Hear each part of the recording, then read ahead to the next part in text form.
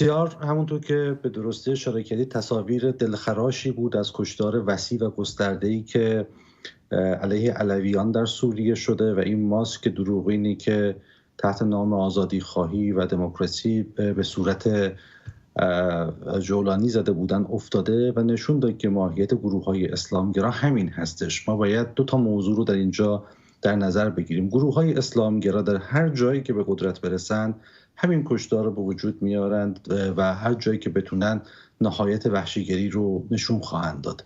مسئله دوم اینه که در کشورهایی که روح ملیگرایی نباشه و اون وحدت ملی وجود نداشته باشه، جریان‌ها و گروه‌های قومی تا چه اندازه میتونن دست به خشونت علیه همدیگه بزنن و از طرف دیگه نیروهای بیگانه هم میتونن از این فرصت استفاده بکنن و وارد اون کشور بشن و دست به تشدید خونریزی بزنن. در سوریه یکی از گروه‌هایی که این کار رو مرتکب شده گروه سلطان سلیمان هست که یکی از این سلاطین عثمانی اسم یکی از سلاطین عثمانی رو روی خودشون گذاشتن. به هر حال بسیار تکان دهنده بود، بسیار دلخراش این تصاویر و نشون میده که بالعکس اون چیزی که نشون میدن و ادعا میکردن در سوریه در نبود اسد به سمت دموکراسی حرکت نکرده، اونجا به خاطر وجود همین گروه‌های اسلامگرا و نبود روح ملیه. اما اون چیزی که نقش ترکیه، نقش اسرائیل رو باید در یک پازل، در یک طرح کلی ببینیم.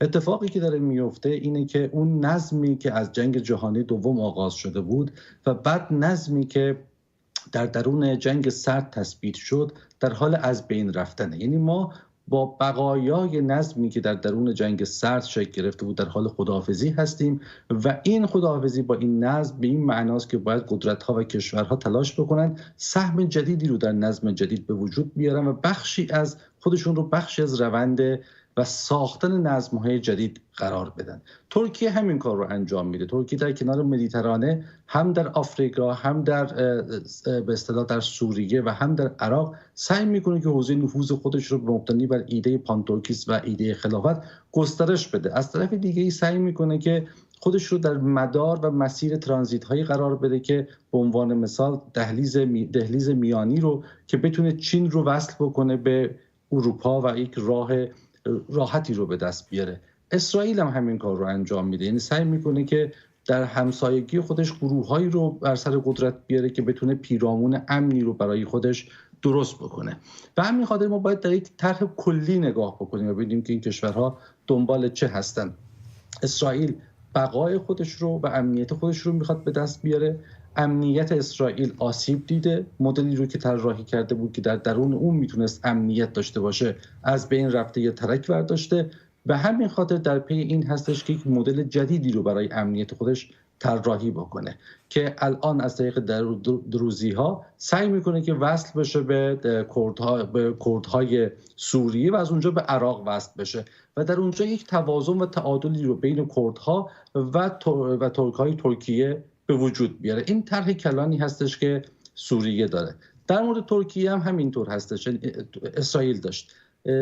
ترکیه هم همینطور هستش، یعنی سعی میکنه که هم قلمرو عثمانی سابق رو در کنار مدیترانه به دست بیاره، هم در قفقاز و هم آسیای مرکزی هم بازی بکنه. به همین خاطر شما میبینید که در سودان هم یک رقابت بسیار سنگین و بسیار جدی ما بین ایران و ترکیه برقرار هستش. یعنی ایران داره از برهان حمایت میکنه به خاطر اینکه جمهوری اسلامی توجه خودش رو بسیار شدید به سمت دریای سرخ برده و سعی میکنه که توازن جدید امنیتی رو در دریای سرخ به وجود بیاره. یعنی اگر مسیر عراق، سوریه، حزب الله آسیب دیده، سعی میکنه بخشی از بار امنیتی رو منتقل بکنه به دهانه دریای سرخ، از اونجا به سودان و بتونه در اونجا یک توازن امنیتی و بازدارندگی جدیدی رو به وجود بیاره. ولی در پایان یک نکته رو عرض بکنم که به هر حال سوریه الان یک وضعیت بسیار بغرنجی رو برای ترکیه به وجود آورده، چون ترکیه فکر نمی‌کرد که نتونه در درون این معادله مسئله کردها رو حل بکنه. از طرف دیگه هم پیشروی‌های اسرائیل رخ داده. این رو به شوخی میگم، دو خلیفه مسلمین یعنی اردوغان و خامنه‌ای در صدد ضربه به اسرائیل بر اومدن و قلمرو اسرائیل بزرگتر شد. این از طنزهای با مزه دوران ما هستش. و از طرف دیگه هم این کشتارهایی هم که توی سوریه ترک‌ها دارن انجام میدن، ترکیه داره انجام میده، به نظر من یک بعد دیگه هم داره، دو تا وجه داره. یکی اینکه به هر حال بقایای حکومت اسد، حزب بعث و علویان در اونجا قوی‌تر خواهند شد و تحرکات جدیدی رو به صحنه خواهند آورد. وجه دومش اینه که این تحرکات نمیتونه فقط در داخل سوریه باشه، چون جمعیت علویان در ترکیه بسیار زیاد هست و باید در روزهای آینده منتظر باشیم که علویان ترکیه هم در برابر این خونریزی و این وحشیگری واکنش‌هایی رو داشته باشند. سپاسگزارم از حضورتون در برنامه آقای حجت کلاشی.